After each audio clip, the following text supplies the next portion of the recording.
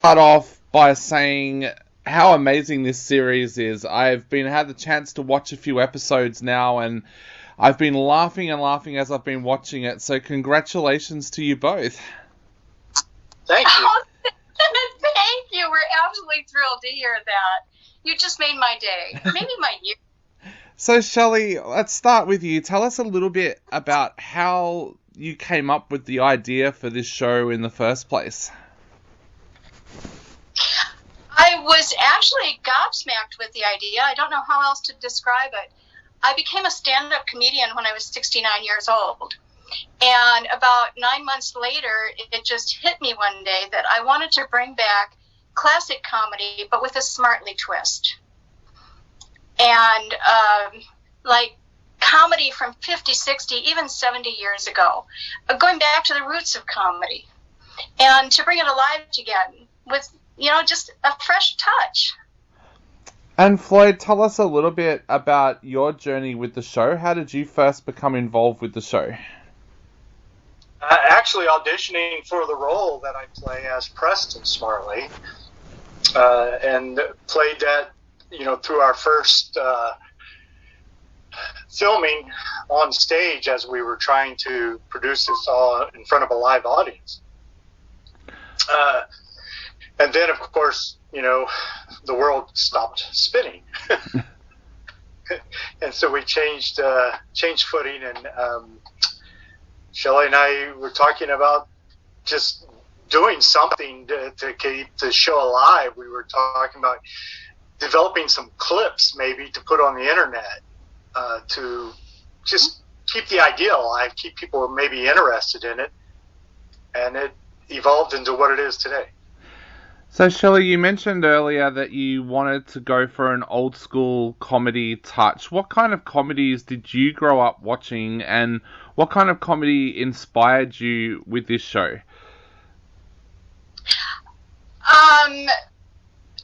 Yeah, I'm so old, I'm 73, that we didn't even get a TV set until I was in second grade. And so I really refer back to the really old classics like Abbott and Costello and George Burns and Gracie Allen, and later on Lucille Ball and Desi Arnaz. And I was very attracted to comedy duos. I think that really brings comedy to life for me when you have two people playing off against each other.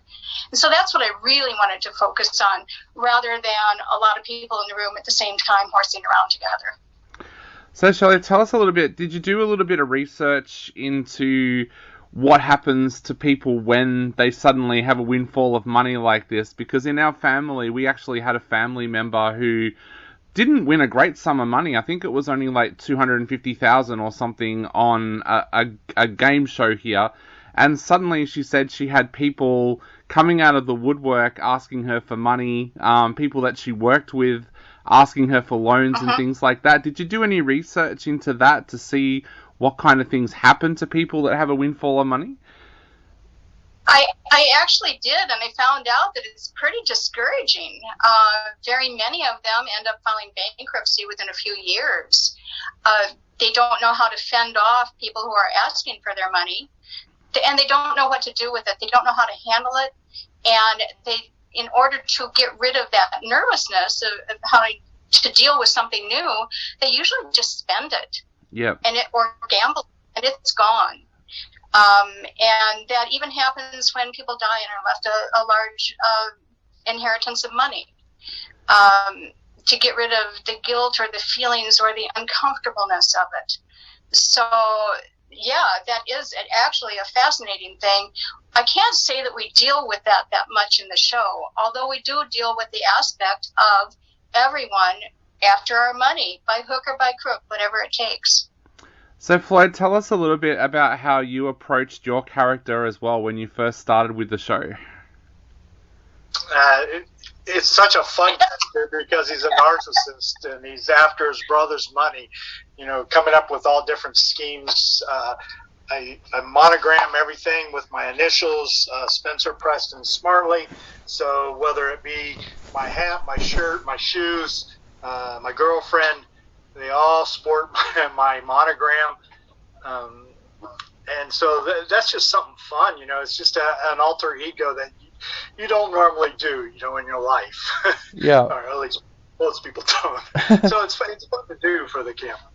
Floyd, he's kind of the villain of the piece in a sense. Did you go back and kind of research and watch famous comedic villains? Like, did you go back and watch things like Get Smart to get some ideas for the role at all?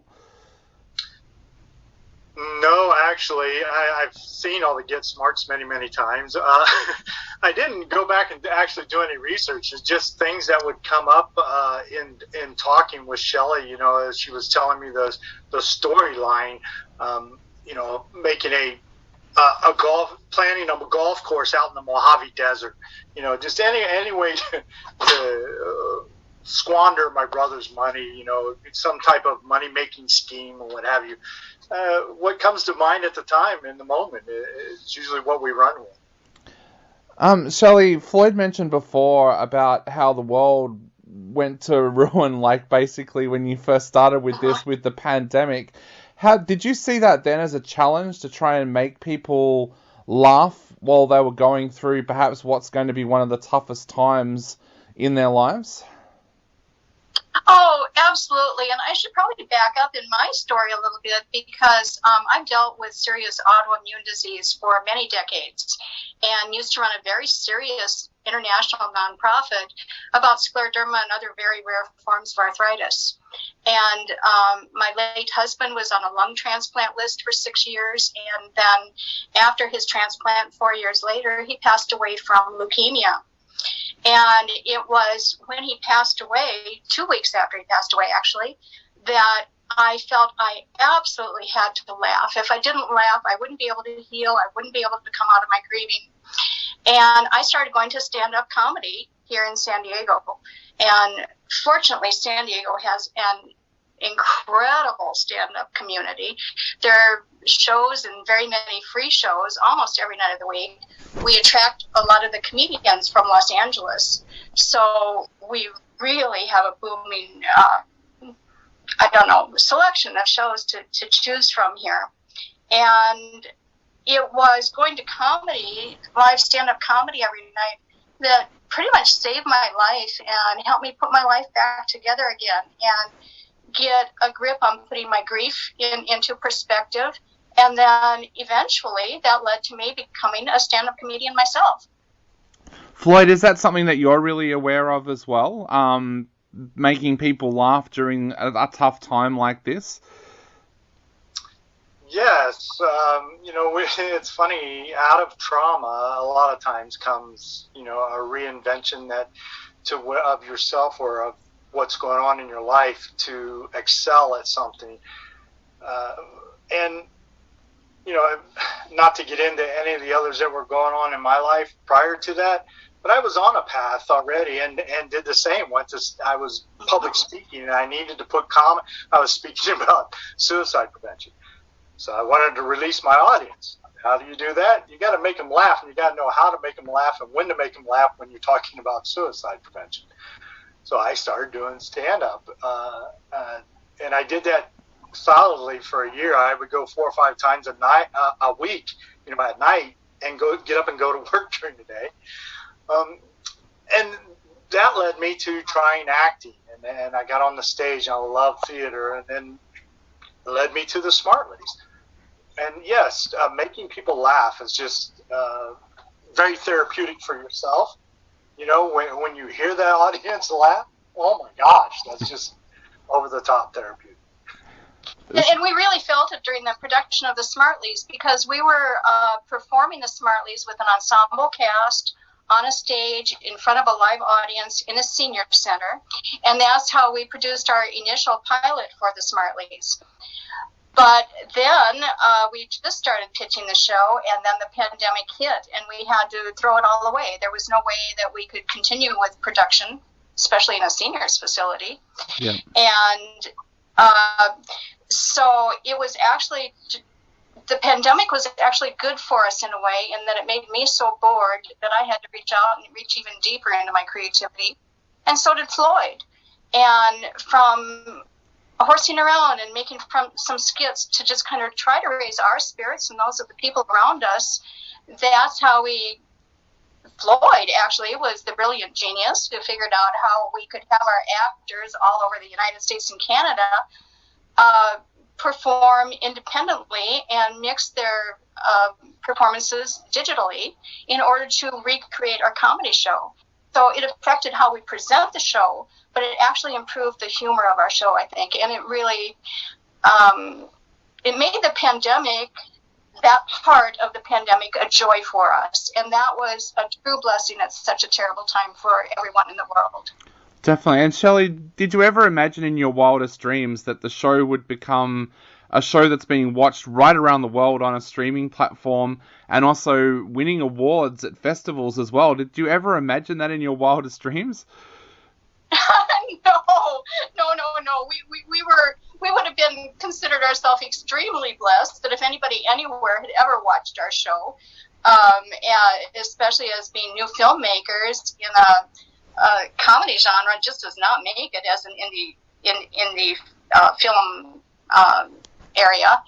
And no, it's beyond our wildest dreams. We won 5 international film awards in our very first month, which just blew our socks off. We didn't ever expect to win any awards, but we're tremendously grateful that we have, and we're overwhelmed with the wonderful reception from the critics and the reviewers and the film awards and the general public. It has been wonderful. It brings me to tears sometimes. Well, it is such an amazing achievement. And Floyd, I guess the big question now is for everyone out there who has binged watched season 1, can we expect season 2? And when can we expect it if there is going to be a season 2?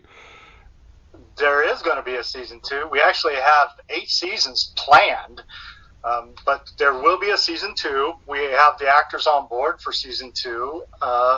The same actors, to continue on. And we're looking to hopefully drop it in March. In March. Yeah, in March. Awesome. And we have 8 seasons planned for our series, but if we're blessed enough to be able to finish our 8 seasons, the 64th show will be the last of the series. Okay, well, we are certainly looking forward to more and more episodes coming over the years. And I guess to finish up the interview, what would you both like to say to your audience out there who have been religiously watching this show? Floyd, you first. This is something that Shelley and I actually have talked about as we were doing this, because we both took part in editing it, and so we've seen it over and over and over, and we still laugh at it while we're working on it together. So I'm hoping everybody else can see that same humor in it and watch it more than once and still laugh at it and look forward to season 2. Yeah, a pretty amazing thing that we found in our statistics from the show is that people who begin watching the show, they watch all 8 episodes. We get even viewing of our series for every episode, which I think is just astounding. I would have expected a drastic fall off, early on in the game, but we're not experiencing that. I think I would say that I hope that we serve as an inspiration for people who want to do things. We haven't brought it out here yet, but we produced the entire season 1 of the Smartlys on the dregs of my Social Security money. We did not have millions of dollars. We did not have funding. We did not have, a lot of the backing that we really needed. We worked with our cell phones and with green screens. We did what we could with the tools that we had. And I think that that's important for your listeners to hold on to the idea that you don't need everything in order to do anything. If you have a dream, you should pursue it. Kind of detach from reality a little bit, because dreams aren't always in touch with reality, and reality doesn't always go along with dreams. But make your dreams come true. That is amazing advice. And Shelley, Floyd, I want to say again, thank you so much for taking the time to chat to us today. It's been an honor having you on the show, and thank you so much for making us laugh with the first season of the Smartlys.